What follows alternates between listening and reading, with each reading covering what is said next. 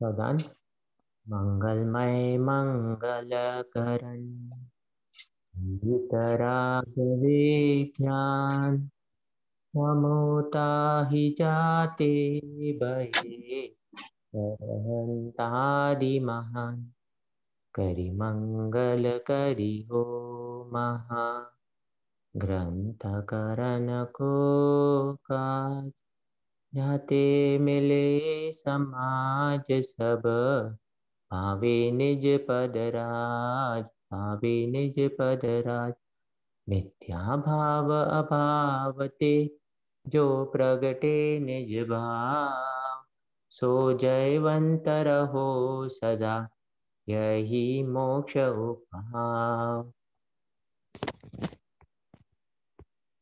So, we were at we were talking about Nigod, and then we were talking more about again. Before that, we also talked about the Samudgat, and right now we are kind of again almost.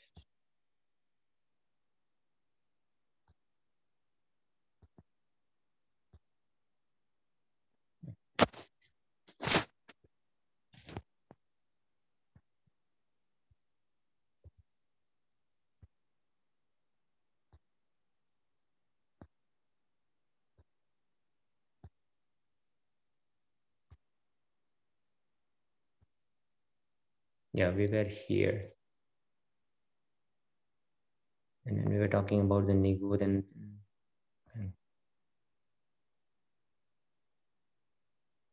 yeah, we are on this page.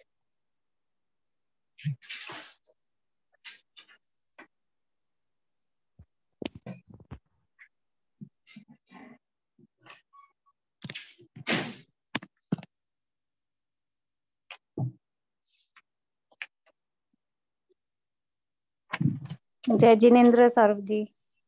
हाँ जय जिनेन्द्र। जय Jinendra everybody. जय जिनेन्द्र। जय Jinendra Priyanka ji. Sarbji, what I did was I shared the chart for Nigod, and again for some people to understand. So at least again we can go into details of that they can understand. So now we can start from here. Okay. So in today's class, we are going to discuss on Moksha Marga Prakasha, written by Pandit Torumal ji. Now here we are discussing on Nitya Nigod and Itar Nigod. नित्य निगोद इतर निगोद का हमने थोड़ा सा यहाँ स्वरूप समझा था। तो यहाँ जो पंडित जी ने लिखा है कि ओरिजिनली सिंस इटर्निटी जीव इज फाउंड बॉन्डेड इन नित्य निगोद, मतलब यहाँ अनादि से जो जीव है ना वो नित्य निगोद का ही शरीर का संबंध पाया जाता है, और नित्य निगोद शरीर को धारण करके आयु पूर्ण होने पर फिर से नित्य निगोद में ही जाता है। मतलब वो नित्य निगोद में आयु थी, फिर से मरा, फिर से नित्य निगोद में, मतलब वो वहीं के वहीं घूमता रहता है नित्य निगोद में, फिर से आयु धारण करता है, फिर नित्य निगोद में शरीर धारण करता है। इस प्रकार से अनंतानंत प्रमाण सहित जो जीव हैं वो अनादि से वहीं जन्म मरण किया करते हैं। मतलब अनंतानंत जीव हैं जो कि अनादि से वहीं जन्म मरण करते हैं, और उनको वो कभी वहां से निकले ही नहीं। केवल निकलने का लास्ट टाइम हमने डिस्कस किया था। कौन निकलते हैं? अनंतानंत जीव राशि वहां है। उस अनंतानंत जीव राशि में से केवल 6 महीने 8 समय में 608 जीव निकलते हैं, और बस 608 जीव। सोचिए, अनंतानंत जीव राशि में से 608 जीव निकलते हैं। मतलब मैं इस नित्य निगोद इतर निगोद से सदैव जो जोड़ता हूं वो मैं हम सबके पुण्य का उदय जोड़ता हूं कि हाउ लकी एंड हाउ अपुण्यशाली वी आर। हम लोगों के पास जो मनुष्य भव का वैभव है, अगर उसे निगोद की यात्रा से कंपेयर किया जाए तो आप सोचिए कि हम, मतलब वो कहते हैं ना, मुझे पता ही नहीं था मैं तो इतना बड़ा आदमी हूं। हमें तो इन बातों की खबर ही ना थी कि भाई अनंतानंत जीव राशि अनादिकाल से नित्य निगोद में ही पड़ी हुई है, और वहां से कुछ कुछ जीव 608 क्या होता है? अनंत के आगे 608 क्या होता है?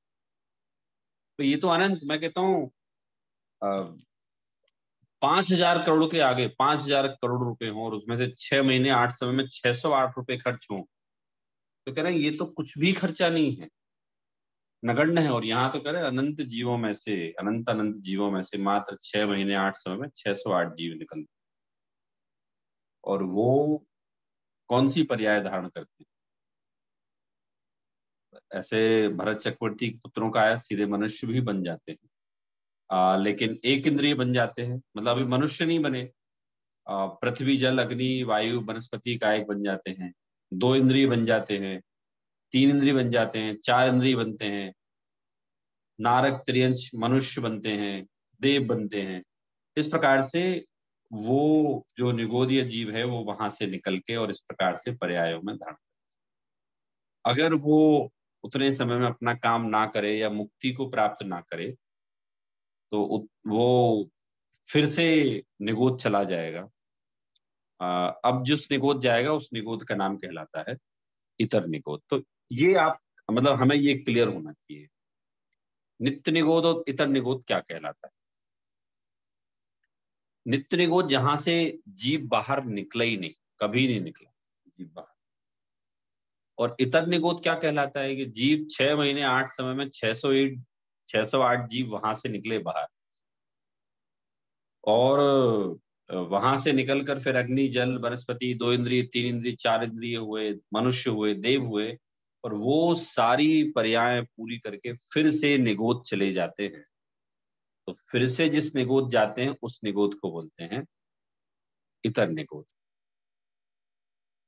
तो क्योंकि नित्य निगोद में तो एक बार निकल के फिर से जाना नहीं होता, और दूसरा नित्य निगोद में ऐसा नहीं है कि पहले जीव इतर निगोद में थे फिर वो नित्य निगोद में चले गए, वो अनादिकाल से नित्य निगोद में ही थे। जैसे सोना और मिट्टी रहता है ना कि भाई वो कब से एक साथ में है, बोले जब से वो उनकी फॉर्मेशन हुआ, ऐसे ही अनादिकाल से ये एक साथ में ही थे। क्या नाम इनका, सॉरी, अनादिकाल से ही नित्य निगोद में ही वो जीव हैं, और उसमें से जो निकल गए और वो निकल के अपना काम नहीं कर पाए, फिर से उनको वहां जाना पड़ा, उसे कहा गया है हिसाब ये इतर निगोद। तो ये इतर निगोद और नित्य निगोद की बात क्लियर हुई। अब सौरभ जी, एक इसमें सवाल था अपन, इधर। हाँ बोलिए।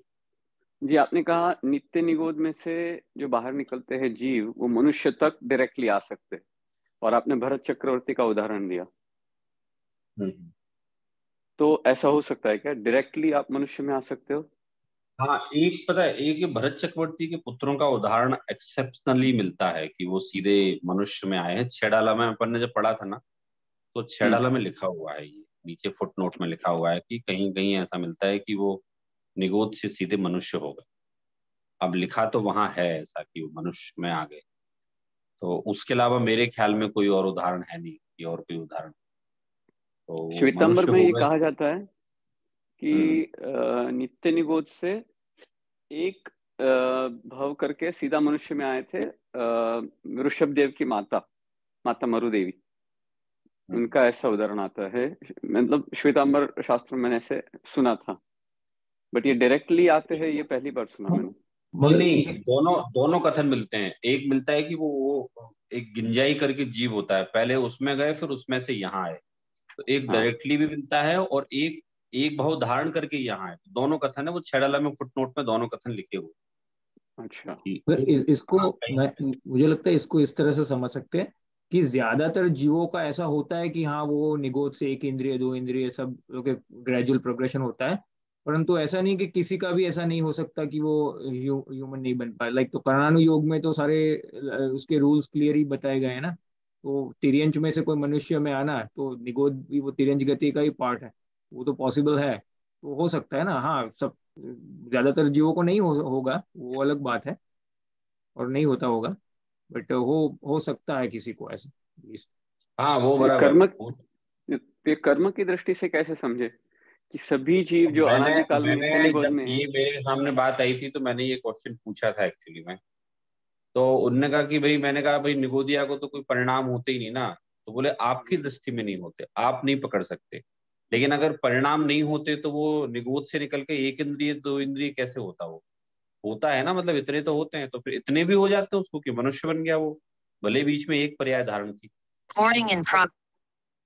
वो सर्वज्ञ के ज्ञान का विषय है, देखिए उसका मेरे पास तो कोई उत्तर है नहीं, क्योंकि निगोदिया का ज्ञान ही इतना हीन होता है कि वो हमारी तो पकड़ में आ ही नहीं सकता।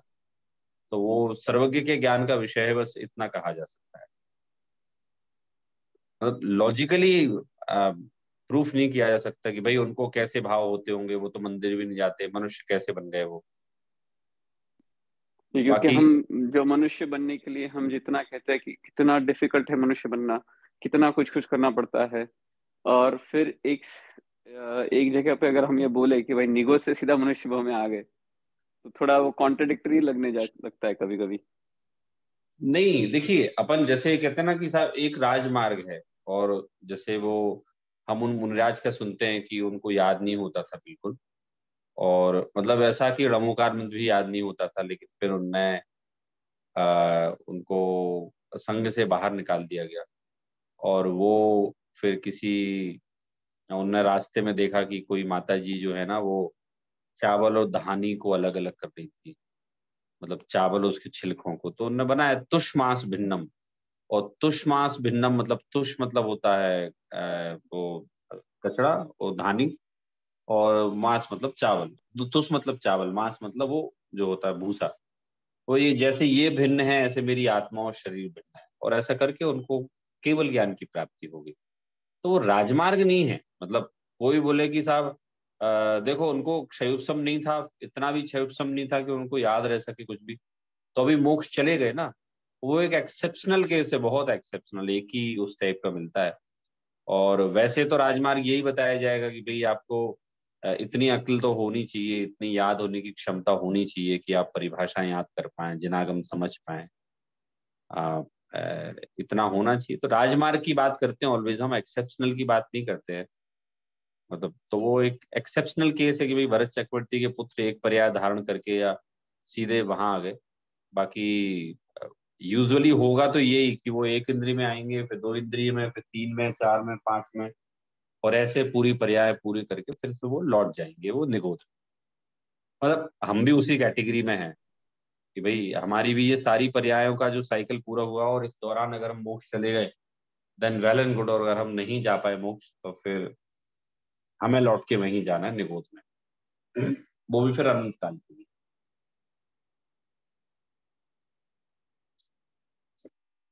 हाँ, तो इस तरह से ये नित्य निगोद उत्तर निगोद है। मतलब थोड़ी सी डरने वाली बात भी है। लोग संसार में हमें नरक से तो डराया गया, बहुत बार डराया गया नरक से, लेकिन आज तक मैं निगोद से नहीं डराया गया। कोई डराएगा भी कैसे किसी को, निगोद का स्वरूप तो ज्ञात हो ना। If anyone does not know what condition or what kind of suffering is there in Nigot, so how anybody just can tell you about that situation. लेकिन खतरनाक है वहां। इसका जब छेड़ाला जी आप लोगों को याद होगा, इनिशियली जब हमने पहली ढाल पढ़ी थी तब वहां था एक श्वास में 8-10 बार जन्म्यो मर्यो भर्यो दुख भार। और मतलब उसमें भी दो दो छंद या तीन छंद डेडिकेटेड है निगोद के लिए। बस जिनवाणी में निगोद के दुख का इतना सा कहा गया है कि निगोदिया को इतना दुख है, इतना दुख है कि वो शब्दों में तो हम क्षयोत्सम ज्ञानी व्यक्त नहीं कर सकते। मात्र उन सर्वज्ञ देव उनके अनंत दुख को जानते, और नारकी का दुख उन निगोदिया के दुख के आगे कुछ भी नहीं है। मतलब हम जो बोलते हैं कि नरक नरक की आग में जलोगे तुम, तो नारकी का जो दुख है ना वो इसकी इसके आगे कुछ भी नहीं है। तो ये तो मैं अभी भी बोलूंगा कि we are so fortunate that we just got we have got मनुष्य पर्याय। And most important thing, Manusha Pariyaya is not important thing. Moreover, we are having just a Punyodaya of Swadhyay, and we are interested to study it. And since long time we are doing so. तो ये निश्चित रूप से उदय की ही बात है। मतलब मैं ऐसा बोलता हूँ, जैसे अब हम अपनी क्लास के उदाहरण लेते हैं। You maximum guys just they are continuously attending or joining these sessions of Sunday.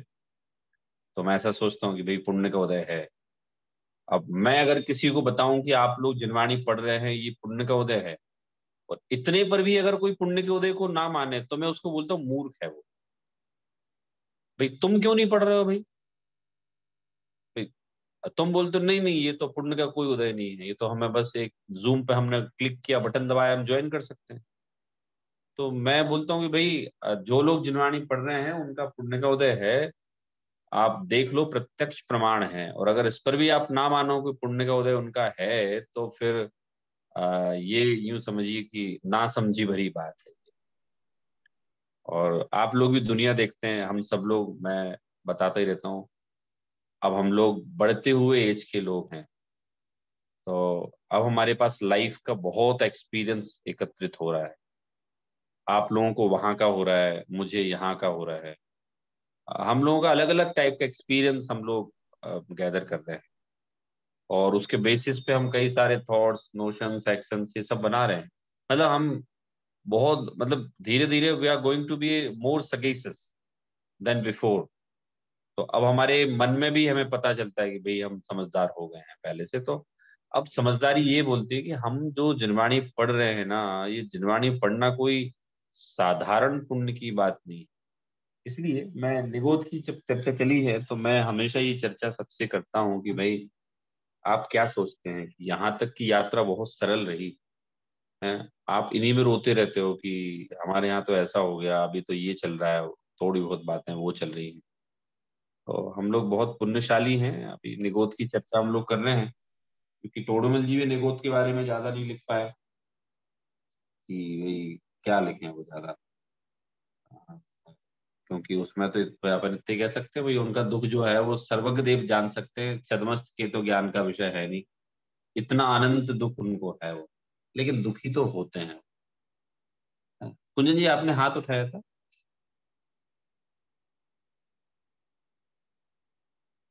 Kunjan ji, do sir you ji have दो, एनी क्वेश्चन? सर जी दो प्रश्न थे। यहाँ पे अगर गिने तो निगोद में अकाम या सकाम निर्जरा होगी, और विपाक में से, मतलब वो थोड़ा समझना था।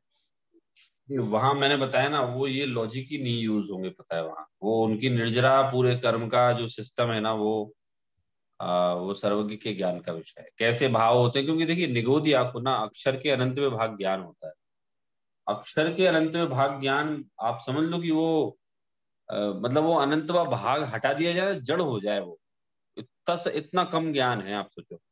मतलब सूर्य को इतना ढक लिया जाए, इतने प्रकाशमान सूर्य को इतना ढक लिया जाए कि उसमें से इतनी सी किरण आ रही हो, इतनी सी किरण कि हम केवल एक अक्षर देख सकें, बस एक अक्षर देख सकें। तो वो आप सोचो कि निगोदिया को तो उससे भी बहुत कम ज्ञान होता है। वहां आप, मतलब आप मेरे से पूछेंगे कि वो कुछ तो सोचता होगा, क्या विचार करता होगा, तो उसका मेरे पास कोई उत्तर नहीं है, क्योंकि जिनवाणी में कोई उत्तर नहीं दिया है। बस हम इतना, मतलब निगोद की चर्चा ऑलवेज इसीलिए होती है कि हम एक बार समझ लें जैसा हम कहाँ से आए और कहाँ जाना है, तो हमें करना क्या है। तो एक हमारा रोड मैप क्लियर हो गया कि भाई हमें कहाँ जाना है और अब करना क्या है। ठीक है कुंजन जी। हाँ सर। हम्म। और सर जी और सर, हाँ सर जी और एक चलो क्वेश्चन था। जय जिनेंद्र। सर जी मैं थोड़ा 5 मिनट लेट लेट हो गया था स्टार्टिंग में, बट आई डोंट नो आपने कवर किया कि मनुष्य भाव से वापस निगोद में जा सकते हैं, आपने बोला था उसका थोड़ा मैं मिस कर दिया, आपने वो बोला होगा तो कि कैसे हो सकता है, क्या हो सकता है। आपने बोला कि अगर हम लोग ने ये टाइम में मोक्ष प्राप्त नहीं किया तो वापस निगोद जा सकते हैं, उस पर थोड़ा वापस समराइज कर सकते हो प्लीज? हाँ देखिए, इसके नीचे अभी जो हमारा जो प्रकरण चल रहा है उसके नीचे एक पैराग्राफ है, उसमें लिखा हुआ है कि साधिक 2000 सागर, मतलब हमें अभी जो समय मिला है ना वो 2000 सागर में है। तो 2000 सागर तो हमारा इसी में निकल जाता है, एक इंद्री, दो इंद्री, तीन इंद्री, पांच, तीन इंद्री, चार इंद्री में। साधिक मतलब 2000 सागर से कुछ अधिक। जैसे हम नॉर्मली डिस्कशन करते हैं, how much amount you have to just get from here, अपन बोलते हैं कि little bit more than 2000 rupees. More than मतलब वो 2000 में 50 रुपए और ज्यादा। तो ऐसे ही यहाँ जो साधिक 2000 सागर का मतलब ये है कि वो 2000 रुपए में कुछ ज्यादा, तो कुछ जो है ना वो मनुष्य पर्याय, ये सारी पर्याय कवर हो जाती है उसमें। जैसे हम बोलते हैं कि हमारा ये मनुष्य पर्याय, देव पर्याय, ये अच्छी पर्याय है। अब इतने टाइम में अगर काम नहीं हुआ, साधिक 2000 सागर में काम नहीं हुआ ना, तो वो फिर ऑटोमेटिक सिस्टम है, ये कोई भेजेगा नहीं आपको, वो ऑटोमेटिक सिस्टम है कि आप जहां से आए थे फिर से वहीं चले जाए। या तो आप मुक्त हो गए तो मोक्ष चले जाएंगे, आपकी आत्मा कर्मों से रहित हो जाएगी। और अगर आत्मा कर्मों से रहित नहीं हुई तो क्या होगा? आत्मा कर्मों से रहित नहीं हुई तो फिर आप फिर से निगोद जाने वाले हैं। नरक नहीं जाओगे? Mean sorry, that's what my question was, कि नरक जाके वापस, इतने सारे एग्जांपल्स होते हैं कि नरक जाके वापस तिरंज भाव में जाते हैं और साइकिल रहता है, नहीं तो नहीं, वो। ये नरक तो जाते ही रहेंगे, मतलब साधिक 2000 सागर में नरक और स्वर्ग का तो सबसे ज्यादा टाइम रहता है। ओके। हाँ, वो नरक, निगोद आप सोचिए, निगोद, काला पानी की सजा आप लोग सुनी होगी, जब अंग्रेज होते थे ना, काला पानी की सजा, तो वो काला पानी की सजा ना सबसे भयंकर सजा मानी जाती थी। जब भारत गुलाम था ना, तो काले पानी की सजा दी जाती थी। जानते हैं कोई काले पानी की सजा क्या होती है? हाँ सर अभी सर जी, वो मतलब बेसिकली एक एंड पे लेके जाते थे और वहां पे सभी तरह के दुख सहन करने को, और वहां पे किसके लाइट नहीं होती थी, और वैसा मतलब वो पूरा शैली ऐसा बना होता था। हाँ, आइसोलेटेड आइलैंड होता था कोई, और वो उसके चारों तरफ पानी, वो काला पानी, मतलब वो पानी तो है आसपास नीला है, लेकिन वो उसका जीवन काला कर दिया उसको। वो भाग नहीं सकता, उसे खुली जेल होती है, वो वहां से कोई भाग नहीं सकता, जेल खुली है, कहाँ जाओगे आप भाग? और वहां बहुत अत्याचार, कोई देखने वाला नहीं, कुछ अत्याचार, भूखा प्यासा, मार, बीमारी, ये सब वहां रहता है काला पानी। ऐसे निगोद तो ना काले पानी की सजा है वो। सबसे सीवियर दुख जहां हो वो निगोद कहलाता है। तो नरक त्रियंश तो इसमें कवर हो ही गया।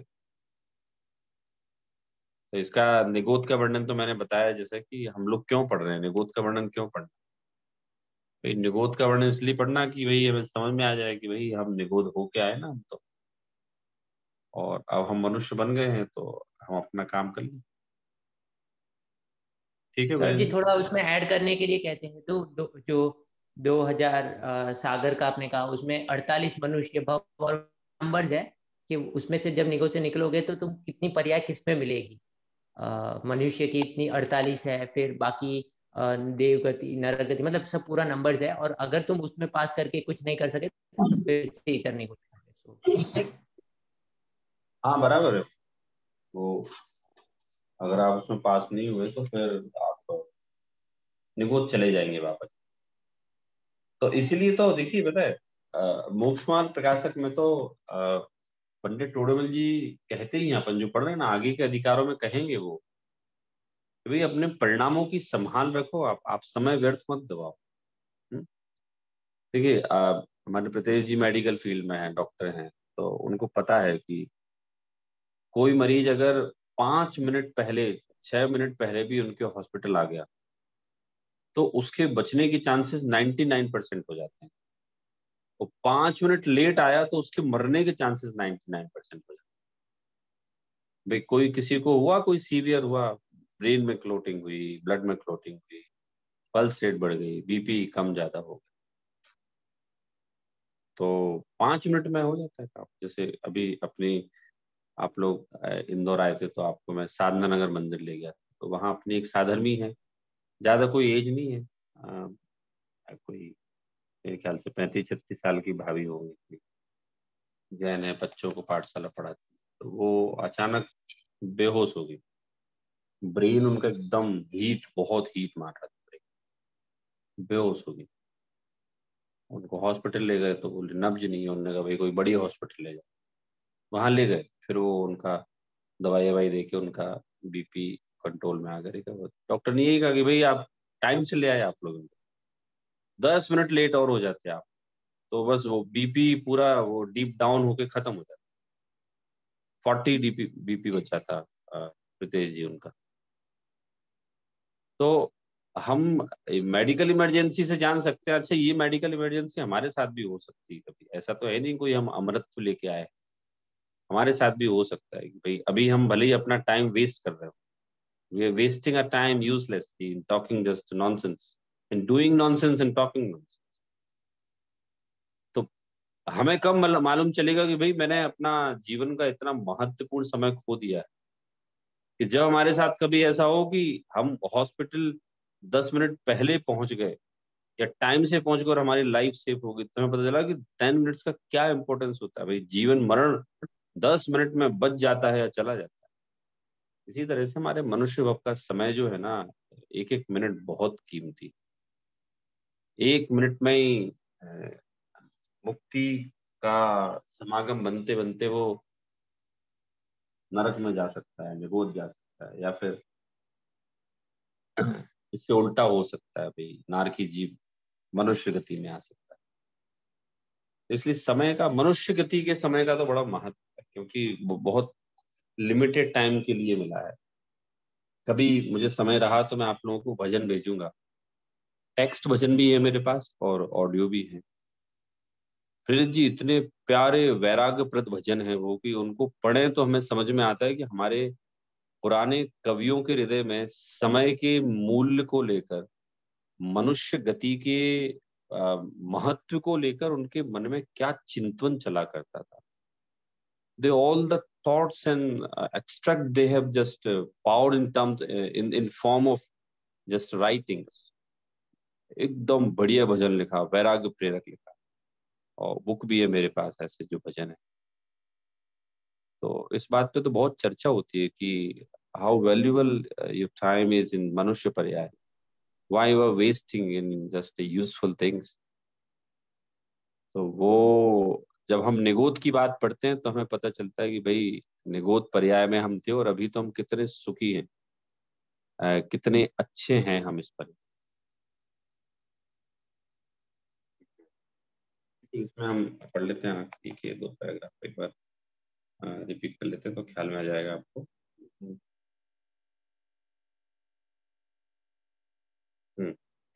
रोहन जी पढ़िए, सेकंड पैराग्राफ पढ़िए। And after having stayed there for a long time, And after having stayed there for a long time and getting out from there, jivas continued transmigration in other forms of existence.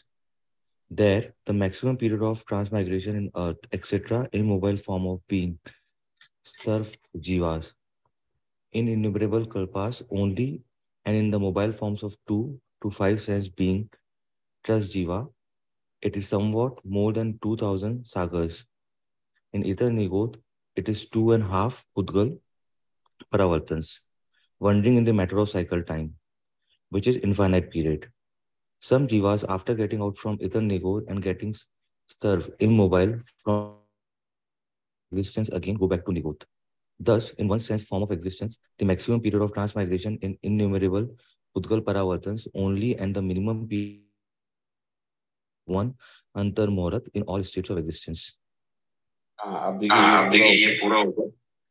तो इस पे कह रहे हैं कि तो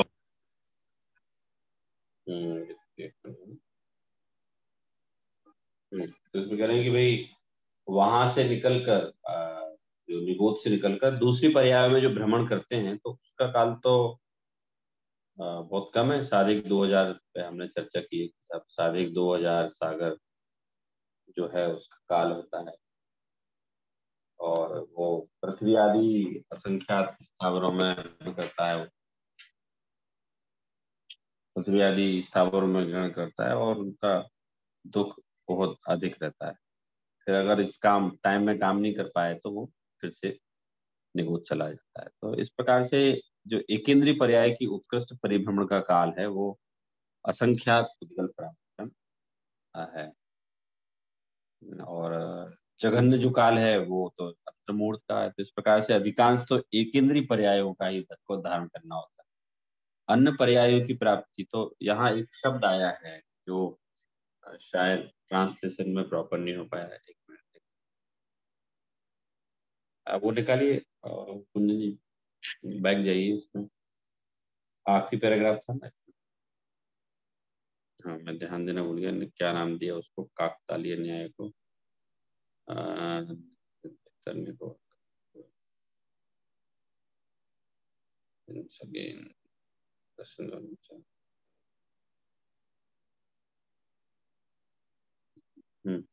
इसमें शब्द नहीं आया, यहाँ तो काकतालीय न्याय मतलब वो जो मिनिमम पीरियड लिखा है वही है ना, वो आप जो बोल रहे हैं? हाँ वो एग्जैक्टली काकतालीय न्यायवत को काकतालीय means this word can not be translated into English. तो वो है ना कि अन्य पर्यायों की प्राप्ति, हिंदी वर्जन में देखेंगे तो ये शब्द प्रयोग किया है वहां की। वैसे तो जो पर्याय हैं वो इन्हीं में भ्रमण किया है, और असंख्यात पुद्गल परावर्तन मात्र है, अधिकांश एक इंद्रिय पर्यायों को धारण करना है। और लेकिन एक इंद्रिय के बाद अन्य प्राप्ति हो जाए जो पर्यायों की, तो अन्न प्राप्ति में अभी मनुष्य नहीं बना रहे, वो तो कह रहे हैं कि पेड़ जल पृथ्वी से लेके मनुष्य तक बनने का जो पर्याय की प्राप्ति है ना, काकतालीय न्यायबद्ध। काकतालीय न्याय ये होता है कि एक कौवा आसमान से उड़ रहा है, ठीक है, वो उड़ते उड़ते नीचे आया, और यूं समझ लो कि उसी समय एक अंगूर की जो बेल है और वो ऊपर पेड़ पे चढ़ी हुई है, और उसी समय उसमें से एक अंगूर का गिरना हुआ। उसी समय उसी टाइमिंग मैच ऐसी हुई कि वो कौवा जो है ना वहां से निकला, और उसी समय उसको जवाई आई, जिम्हाई आई, और उसी समय वो अंगूर गिरा। तो टाइमिंग देखो, फ्रैक्शन ऑफ सेकंड्स में काउंट हो जाएगा, और वो उसके मुंह में वो अंगूर फंस गया। तो मजा आया भाई उसको खा के। तो ऐसे कह रहे हैं कि हमें ये जो मनुष्य पर्याय मिली है, मनुष्य नहीं सॉरी, एक इंद्रिय के पर्याय निगोद से लेके जो हम जल पेड़ बन गए हो भाई, यही काकतालीय न्यायबद्ध बोले है। तो काकतालीय न्याय आप लोग समझ गए कि भाई दुर्लभ है। अन्य पर्यायों की प्राप्ति तो वो ही दुर्लभ है कि वो कौवा वहां से निकला और वो मुंह खोला, अंगूर गिरा। तो हम ये ना समझे कि हम मनुष्य बन गए। एक बार कह सकते हैं मनुष्य बनना तो सौरभ जी बहुत कॉमन हो गया, क्योंकि पूरे संसार की संख्या तो 800 करोड़ हो गई, तो मन भर गया। अब यहाँ ये करें कि साहब काकतालीय न्याय को जानेंगे तो आप समझ में आएगा कि मनुष्य तो बन गए, ठीक है भैया, मनुष्य गति देख देख के मन भर गया, ठीक है, लेकिन आप ये देखो कि मनुष्य गति में भी हम तत्व ज्ञान का अभ्यास करने का पुण्य लेकर आए हैं। तो आप सोचो कि काकतालीय न्याय से भी बड़ा न्याय हो गया है। तो यहाँ तो कह रहे हैं कि एक इंद्रिय बन जाए वो निगोद से आके, वो ही काकतालीय न्याय है। और फिर हम जिस अवस्था तक पहुंचे हैं वो तो एक बड़ा महत्वपूर्ण है। वैसे भी देखिए जिनवाणी पढ़ना कोई आसान काम नहीं होता, इसे कोई समझाने वाला चाहिए। हमें भी किसी ने समझाया, हम जितना समझे उतना आप लोगों को समझा रहे हैं। और वो जिनवाणी समझाने वाला एक तो तन से स्वस्थ हो, मन से स्वस्थ हो, अध्ययनशील हो, अध्ययन में लगातार लगा रहे, वो समझा पाएगा जिनवाणी। तो आप समझ लीजिए कि यहाँ तो पंडित जी ने कह दिया कि साहब वो मुश्किल है काकतालीय न्याय बस मिलना, एक इंद्रिय पर्याय है ना ये। अच्छा, काकतालीय न्याय को इन्होंने काकतालीय शब्द दिया है, a flying crow catching falling down fruits by chance. वही जो मैंने बताया, यहाँ डिटेल दे दिया यहाँ कि वो काकतालीय न्याय जो है वो जो फ्लाइंग क्रो है, और उसे उसे अंगूर खाने की इच्छा हुई और वो उसको वैसे मिल गया। ऐसे ही हमें भी अन्य पर्यायों की, मतलब निगोद के बाद, निगोद से निकलकर अन्य पर्यायों की प्राप्ति तो काकतालीय न्यायवत है। मतलब कितना दुर्लभ है वो ये बता रहे हैं। तो इस तरह से इस जीव को अनादि से जो है वो कर्मबंध का रोग हुआ है, और ये कर्मबंध का निदान का अभी प्रकरण पंडित जी ने यहाँ खत्म किया है। दस दिस जीव is having the disease of the karmic bondage from beginningless time, thus end with the diagnosis of karma bondage। कह रहे हैं कि भाई अब कर्मों के बंधन की तो सिचुएशन खत्म की है उसने। अब यहाँ नया ले रहे हैं, स्टेट ऑफ जीव cause due to the diseases of karmic bondage. Sir ji एक प्रश्न पूछता हूँ उसके पहले ही, निगोद और हम जब बोलिए इतनी बात कर रहे हैं, सौरभ जी, एक तरह से हमने जब मैं जब निर्जरा की और ऐसी बात कर रहा था, लेकिन एक तरह से ऐसा लग रहा है कि इसमें भी पुरुषार्थ से ज्यादा अपने कर्म फल, मतलब अपने पुण्य का उदय, और वो भी एक बहुत बड़ा फैक्टर दिख रहा है। तो हम उसे कैसे समझे कि अगेन निगोद से निकलने का भी जो हो रहा है, या निगोद फिर से जाने का भी हो रहा है जिसका, और जो मोक्ष तक जा सकते हैं उनका, मतलब उन जीवों का गिने, तो यहाँ पे क्या हम पुरुषार्थ को हीन ना समझे, और उस तरह से हम उस डायरेक्शन में कैसे सोचे? नहीं, कोई पुरुषार्थ को हीन नहीं समझा जाएगा, और हमारे ग्रंथों में समय समय पर वो इंस्ट्रक्शन भी दिया गया।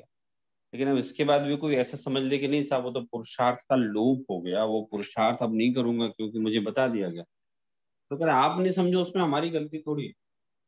अभी नेक्स्ट अपना जो संडे जो आएगा उसमें समय सार हम लेने वाले हैं, तो उसमें अपनी गाथा आएगी ये वाली। ऐसा प्रश्न उसमें करेंगे शिष्य की कि हे महामुनि, मैं तो साहब तीर्थंकरों की स्तुति करता हूँ, मैं तो तीर्थंकर तो कोई दिखाई देते नहीं, उनके शरीर की स्तुति करते हैं हम तो। इसलिए मैंने अगर शरीर और आत्मा को एक मान लिया तो मैंने क्या गलती करी? तो वहाँ आचार्य मतलब वही समझा रहे हैं, आचार्य अमृतचंद ने टीका में डिटेल में लिखा है वहाँ।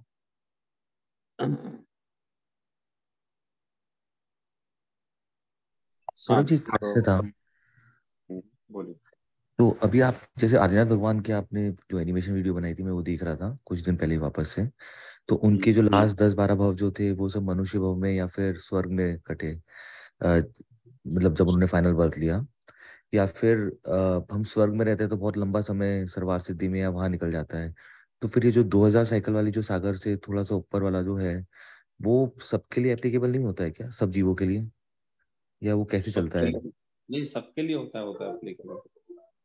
तो लास्ट कुछ भवों में फिर मतलब या ये ऐसा कुछ ऐसा रहता है कि अगर आपका मोक्ष मार्ग निकट आ रहा है तो आप, वैसे तो मैंने पढ़ा था कि वो नरक में से भी आते हैं जीवो, स्वर्ग से भी आते हैं, लेकिन लास्ट कुछ भव जितने दिन तक अगर उनके देखे वो मोस्टली स्वर्ग या मनुष्य भव में रहे, तो अपने आप ही पुण्य नहीं, का उदय वो ज्यादा होता लास्ट भाव वैसा नहीं। देखिए, लास्ट भाव का मतलब ये होता है, दो प्रकार के लास्ट भाव होते हैं। तो मोक्ष जाने के पहले का लास्ट भाव है ना भाई। लास्ट भाव का क्या मतलब होता है भाई? और एक एक एक वो निगोद पर्याय वाला लास्ट, दो दो लास्ट भाव की बात यहाँ हो रही है।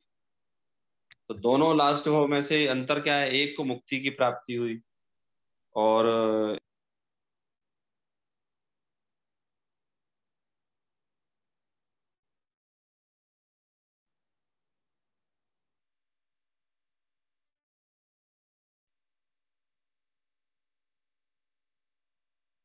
आई think Saurabh ji got disconnected. He should join.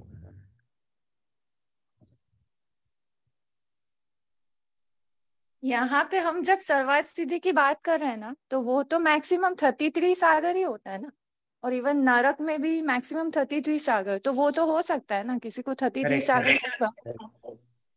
उसके 2000 बाद सागर टोटल और है। वैसे भी जो सर्वार्थ सिद्धि वाले होते हैं वो तो निकट मोक्षगामी होते हैं, तो वो तो एक मोक्ष जाने ही वाले होते हैं। नरक का अलग बात है, लेकिन वो भी ऐसे ही होता है कि, और इसीलिए मैक्सिमम 7th नरक में आप 2 ही बार जा सकते हो, एक बार जाके फिर और एक 3 पर्याय लो और वापस जाओ, तो क्योंकि मैक्सिमम वहाँ ऐसे 66 सागर ही होगा। तो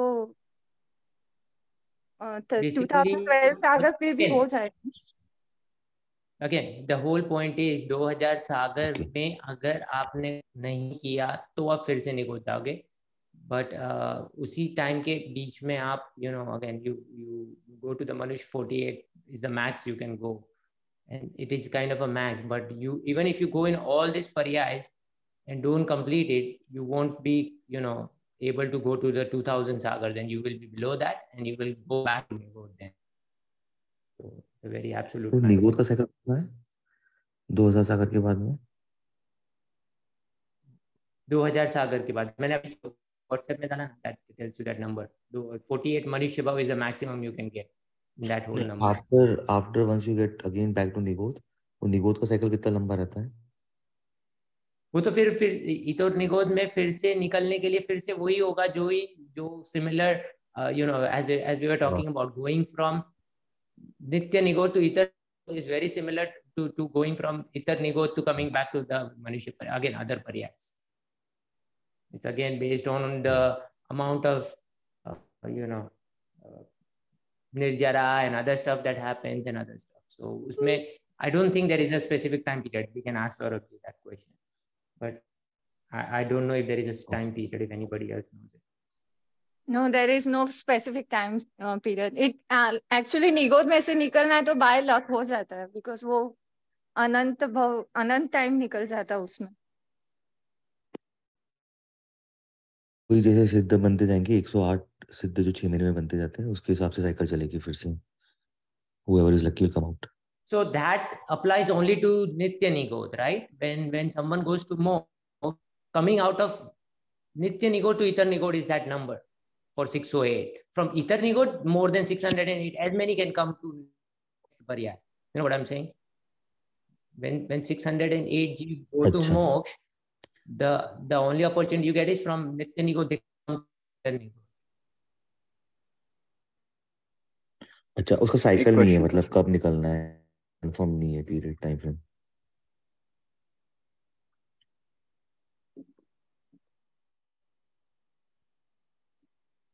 Saurabh ji is not here. Saurabh ji disconnect हो गए थे. Yeah, Saurabh ji is not here. He's got disconnected. So Kunjan, Prerit, another question. Prerit is also not here. So many times you will see that भगवान के साथ इतने हजार लोग मोक्ष गए एक साथ में. And whenever one jeev leaves the samsara and goes to moksha, then one jeev is supposed to come out of Nitya Nigodh. So how do we justify and explain 608 jeevs? Is that the minimum or it's the only number? Pritesh, that's the only number. और ये जब बोलते हैं ना तब ऐसे होता है कि ऐसे वो टाइम पीरियड में बोल देते हैं. जैसे कोई भी भगवान का एग्जांपल ले लो, जैसे आदिनाथ भगवान का हम एग्जांपल लेते हैं ना, तो उसमें उनका तो आयुष्य इतना बड़ा था और 83 लाख पूर्व ऑलरेडी हो गया था और 1 लाख पूर्व में तो उन्होंने दीक्षा ली थी. फिर इतना टाइम उनका संवत्सरण चला वो सब. तो जब भी उनका संवत्सरण हुआ ना, और तभी से उतना पीरियड काउंट करते हैं.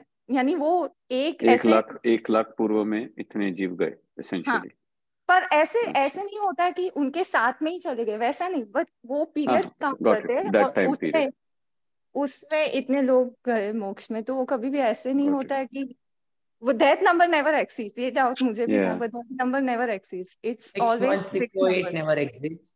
But two don't go moksha at exact same instant and that time. Microseconds to change होगा, but there will be a change. So sorry, 608 is क्या था? 608 जाते हैं in how long period? I missed that. 6 months. Every 6 months it's 608. Okay. 6 months और 8 समय में 608 जीव मोक्ष जाते हैं और उतने जीव नित्य निगोध से बाहर आते हैं. ये is this true in 5th and 6th ara? All the time. Any ara doesn't it's not just associated with Bharat Kshetra, right? Everything. सभी 15 क्षेत्रों की बात चलती है.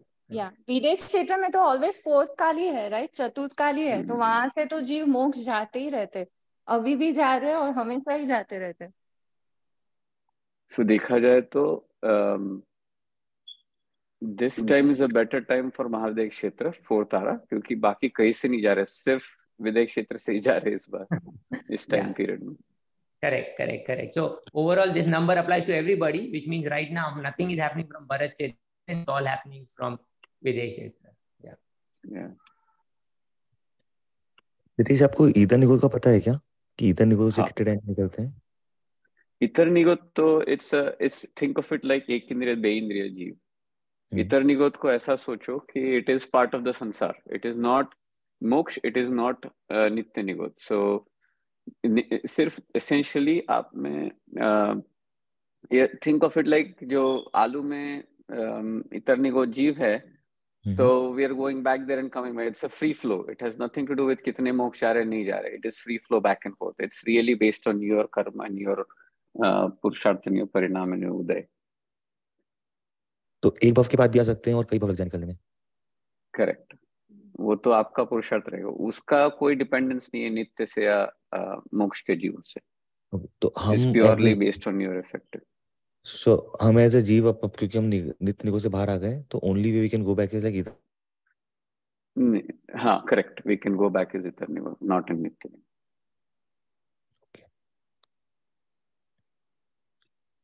और सेम जगह पे दोनों एग्जिस्ट कर सकते हैं, नित्य निगोद वाले और इतर निगोद वाले जीव दोनों एक जगह पे एग्जिस्ट कर सकते हैं, but essentially you have come out of नित्य। सो वो एक स्टेट है कि नित्य निगोद की स्टेट से बाहर आ गए हो, तो you won't be in nitya nigod state anymore. You won't be waiting for one jiva to go to moksha for you to come out of that state. इतर निगोद से आप अपने पुरुषार्थ, अपने कर्म उद्देश्य से बैक एंड फोर्थ चल सकते हो। Okay, I don't know if you all know, लेकिन महावीर स्वामी के जीव भी ऋषभ देव के वो ये थे, ग्रैंडसन थे, राइट? उसके बाद में थोड़े और भाव करके ही वॉज इन निगोद, और फिर वो थोड़े टाइम में ही दैट्स लकी है एक्चुअली में कि वो उतने टाइम में ही वापस आके फिर उन्होंने दूसरी परया, शेर की परया वो सब हुई थी, और फिर वो महावीर स्वामी के जीव हुए थे। तो वैसे हो सकता है, आई मीन जो भी ऐसे भी निकल सकते हैं। जो मेन भाव बताए जाते हैं महावीर स्वामी के 27 भाव, जो भी 23 कितने 27 बताए जाते हैं, 27 right, 27 are considered to be 27। तो वो 27 भाव के बीच में भी और बहुत ज्यादा भाव के गए, जैसे अभी बीजल ने बताया, but they don't necessarily talk about those भाव, कि जो मेन भाव है उनकी बात बताई जाती है। So logically also it makes sense, because let's say first तीर्थंकर जब मतलब ऋषभ देव भगवान जब तीर्थंकर बने, and then to go to 24, that so much time period you will exceed that 2000 sagar, which means by rule you are going back to Nigod and then coming back, right? That's the way it is. Like the time period has to be made maximum. You cannot be out of Nigod for more than 2000 sagar.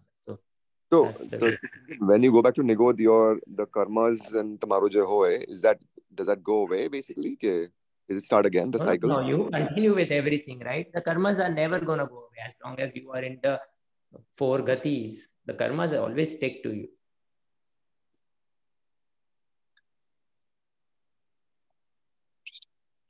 The way you think of it is, if let's say you are at the end of this 2008 or whatever, and whatever parya you are in, you might have accumulated so much bad karmas at the time, or so much bad parinam happened that your karmas are now such a state that now you have gone back to Nigod. So at the end of this, you will kind of, again, that's the way I feel, is your karmas are exceeding so much now, or they keep on increasing to a point where you now have to go to Nigod. By law, you going, but also by your karmas, if you look at from Karnanu Yoga point of view, you have accumulated so much that now this is the time you will go to Nigod.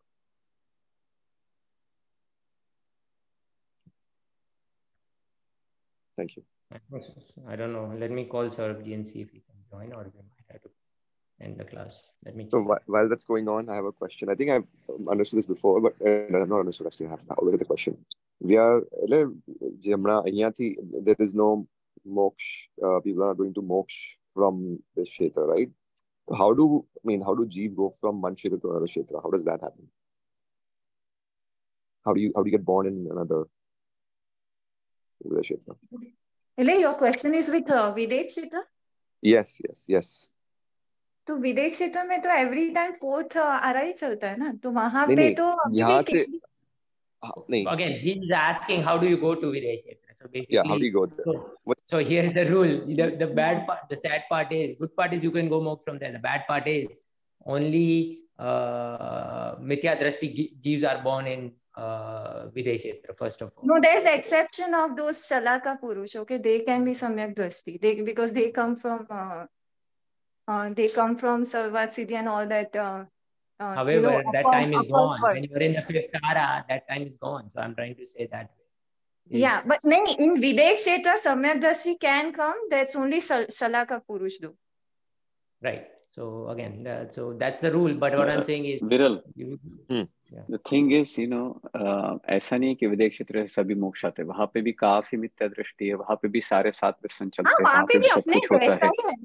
हाँ, so ऐसा नहीं है कि वहाँ पे जाने के बाद सो द थिंग इज, आप अपना पुरुषार्थ करते रहो एंड course. देखो ये तो समय 40,000 साल का ही है, तो ये बाद में तो ऑफ कोर्स मतलब जो चौथा आरा रहेगा वो इधर you will be born here Airavat Mahadev, वो तो अपने पुरुषार्थ से होगा ही। एसेंशियली यू जस्ट जब भी मिलता है जिनवानी का साथ मिलता है, जितना स्वाध्याय कर सको, जितना समझ सको, जितना परिवर्तन कर सको करते रहो। वो जब सही समय आएगा, क्योंकि ऐसे लोग भी है जो विदेश क्षेत्र में जाके नीचे उतरते हैं और ऐसे लोग भी है जो भरत क्षेत्र ऐरावत क्षेत्र में आकर भी आगे बढ़ते हैं। So does not necessarily mean कि just because you're born you're done, born in that area or in this area. Essentially it's all essentially what is in your hand is what you can do, what is your purusharth, and you just focus on that. Yep, makes sense. Okay Saurabh ji आप आ गए, मैं इसलिए call कर रहा था। सौरभ जी आप हैं? Hello hello. हाँ सौरभ जी आप सुन सकते हैं। हाँ, नेट का कोई इशू था, पता नहीं मैं तो कहाँ वहाँ पे बंद किया था। हाँ, तो इसमें क्या बोलते, पंचेंद्रिय के जो है साधिक 2000 सागर हैं, द्विंद्रिय से पंचेंद्रिय तक के समय। तो इस तरह से ये जो अपना प्रकरण है, ये अनादि से इस प्रकार से कर्म बंधन का रोग है ये। तो कर्म बंधन का निदान का वर्णन पूरा हुआ। अब ये ज्ञानावर्ण, दर्शनावर्ण आदि ये अब पर्याय मतलब ज्ञान को पकड़ रहे हैं अभी। तो मति ज्ञान की बात बताएंगे, केवल ज्ञान की बात बताएंगे, अवधि ज्ञान की बताएंगे, शुद्ध ज्ञान संबंधी चर्चा करेंगे। तो इसमें अपने क्या बोलते, जो कर्म बंधन का बताया, तो बताने का यही पर्पस था कि एक बार आप प्रोसेस समझ लें, वो कर्म बंधन होता कैसे, वो बंधते कैसे हैं कर्म। तो एक किसी भी चीज का अगर हम टेक्निकल एस्पेक्ट देखें तो थोड़े से मोर कॉन्फिडेंट हो जाते हैं। अब जैसे निगोद का हमने समझ लिया कि भाई निगोद में जाना ही जाना है, तो हम और कंसंट्रेशन से धर्म में लग जाएंगे हम। इतना सा उद्देश्य इसका प्रकरण का है। तो जैसे नहीं जाना हो निगोद आदि में, मतलब ऑटोमेटिक, तो फिर अपन अपना कार्यकाल पूरा होने से पहले क्या करें, अपन अपना कार्यकाल पूरा होने से पहले हम अपना काम कर लें। जो हम कर रहे हैं वैसे तो कर रहे हैं, लेकिन उतनी तत्परता से नहीं कर रहे हैं। तो मैंने अभी समय का बताया था कि सब समय किसी अस्पताल टाइम पर पहुंचने वाले पेशेंट से पूछिए कि भाई उसके लिए 10 मिनट, 15 मिनट, 20 मिनट, आधे घंटे की क्या वैल्यू है, तो वो पूरे उस 5 मिनट में लाइफ सिमट जाती है उस व्यक्ति की। इसी तरह से हम भी अपने जीवन का अगर कोई भी समय व्यर्थ में गंवाते हैं, किसी भी तरह से व्यर्थ में गंवाया जा सकता है वो, व्यर्थ के कार्य को करके, व्यर्थ की बातों को करके और व्यर्थ की बातों को सोचकर, तो वो हमें नहीं गंवाना चाहिए। ये अपने निगोद संबंधित प्रकरण को पढ़ने से हमें समझती है। और हम पढ़ते हैं स्टेट ऑफ जीव cause due to the disease of the karmic bondage. कर्म बंधन के रोग निमित्त से होने वाली जीव की अवस्था कैसी हो रही है, इसको हम पढ़ते हैं। तो पढ़िए, कुंजन जी आप पढ़िए। हाँ सर जी, तो जी हमने लास्ट का वो पढ़ लिया right, in this way maximum embodied form. अच्छा, पढ़ लिया था क्या? नहीं वो नहीं पढ़ा, मैं वही पढ़ रहा हूँ। In this way, the maximum embodied forms occupied by this jeev are one sense being only, and acquiring other higher forms of existence is just like Kaktalya Nyay, a flying crow catching falling down by fruit by chance. Thus, this jeev is having the disease of karmic bondage from beginless time. Thus ends the diagnosis of karmic bondage. हाँ, तो ये बता दिया मैंने कि भाई काकताली न्याय का समझा ही दिया मैंने। और इस तरह से ये अनादिकाल से ये भ्रमण कर रहा है। इसको कर्म बंधन का जो रोग है वो अनादिकाल से हुआ है। हाँ, अब वैसे हमारा समय हो गया है, तो आगे का प्रकरण चालू तो नहीं करते, लेकिन हाँ मैं आपको एक बार एक सामान्य सी उसकी भूमिका में आपको बता देता हूँ, देना पड़े तो। हम लोग समय सार जब पढ़ते हैं तो समय सार में हम ये पढ़ते हैं कि जानने का काम पुद्गल नहीं करता है, अर्थात शरीर नहीं करता है। जानने का काम हमारी आत्मा करती है, ज्ञान हमारी आत्मा में रहता है। तो अब आप लोग तो जैसे स्वाध्यायी हो गए हैं, तो आप लोग समझते हैं पूरा निमित्त नैमित्तिक संबंध, कि देखने वाला यद्यपि आत्मा है, लेकिन वो शरीर के माध्यम से देखता है मनुष्य पर्याय। तो मति ज्ञान जो रहता है ना, मति ज्ञान की पूरी प्रवृत्ति यहाँ बताई है। तो ये जो अभी प्रकरण चालू हो रहा है कि सब ज्ञानावरण दर्शनावरण कर्म के उदय में अवस्था कैसी होती है, मोहनीय कर्म के उदय में अवस्था कैसी होती है। अभी तो वो ये बता रहे कैसे बंधते थे, कर्म कैसे बंधते हैं, और अब ये बताने वाले हैं कि इन कर्मों के उदय में अवस्था कैसी होती है। तो मतलब मेरे पास ये क्वेश्चन बहुत फ्रीक्वेंट आते हैं जब मैं किसी को पढ़ाता हूँ। नया नया कोई हो तो उसको दिखता है कि भाई ऐसे कैसे हो सकता है कि मुझे चश्मा लगा है और मैं चश्मा निकाल दूं तो मुझे नहीं दिखता है। तो आप बोल रहे हो कि आंख नहीं देखती है, यहाँ तो चश्मा तक देखता है। तो वो पंडित जी यहाँ भी वो चश्मे का उदाहरण भी लेंगे यहाँ, कि ये निमित्त नैमित्तिक संबंध है। यद्यपि देखने का काम आत्मा ही करता है, ज्ञान करता है, तथापि वो किसके माध्यम से करता है।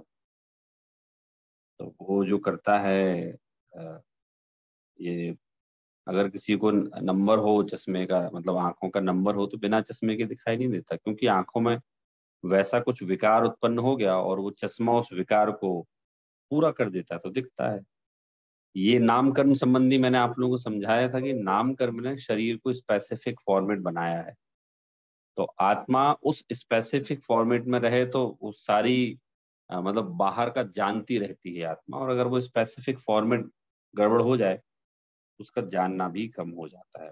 तो ये मति ज्ञान की प्रवृत्ति बताने वाले हैं। ज्ञानावरण दर्शनावरण कर्म के उदय में क्या होता है वो बताने वाले हैं। फिर यहाँ शुद्ध ज्ञान की प्रवृत्ति बताने वाले हैं कि भाई शुद्ध ज्ञान की पराधीन प्रवृत्ति कैसी है। फिर अवधि ज्ञान मना पर्याय केवल ज्ञान की बात बताएंगे। चक्षु दर्शन अचक्षु दर्शन की बात बताएंगे। और इस तरह से ये अब हमारा प्रकरण कर्म के उदय में किसकी कैसी अवस्था होती है ना। जैसे मोहिनी कर्म का हमने बहुत सुना कि मोहिनी कर्म के उदय में रामचंद्र जी अपने भाई के मृत शरीर को लेकर और 6 माह घूमे। तो कौन सा कर्म था ऐसा उनका, तो वो भी यहाँ बताने वाले हैं कि वो चारित्र मोहिनी कर्म था। यहाँ अंतराय कर्म के उदय में क्या होता है, वेदनी कर्म के उदय में क्या होता है। तो इस तरह से हम 8 कर्मों का यहाँ पूरा पढ़ने वाले हैं। ये अब हमारा प्रकरण यहाँ से स्टार्ट होगा, तो अब वो हम अपने आगे की क्लासेस में लेंगे। बाकी काफी नॉलेजेबल रहेगा। ये कर्मों का जो टेक्निकल है ना, ये जानना बड़ा आवश्यक है, किस कर्म के उदय में क्या होता है। तो हमें पता रहता है ना भाई, हमारे साथ अगर कुछ हुआ, मान लो होगा या हो रहा है या हुआ, तो वो पता रहता है भाई कौन से कर्म से हो रहा है। ठीक है, तो इस तरह से हमारी आज की क्लास हम पूरी करते हैं। कोई क्वेश्चन हो तो आप लोग बताइए।